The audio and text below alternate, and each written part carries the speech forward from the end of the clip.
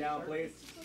We made detailed discussions of our joint counter-drug strategy, which we owe to our two presidents by the end of the year. So we've made, we think, considerable progress.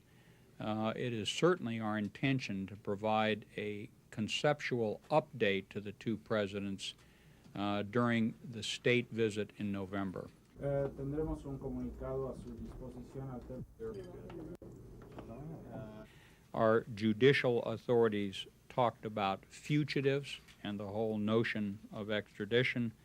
And finally, we did broaden our discussion to include the whole concept of multilateral cooperation in the hemisphere. Se han cubierto varios. Tenemos una estrategia que habremos de presentar ante.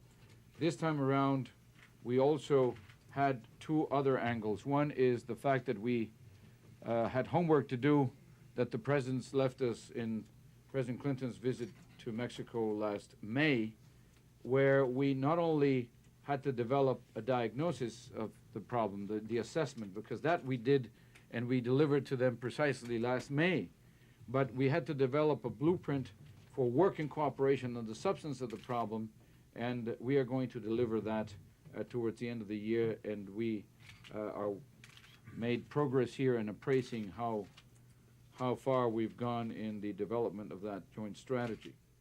In which we would argue we have come. That the problem is not Mexico, the problem is not Colombia or Panama or the United States. The problem are international drug criminal organizations and the violence and corruption that their activities bring to confront democratic institutions in all of our nations.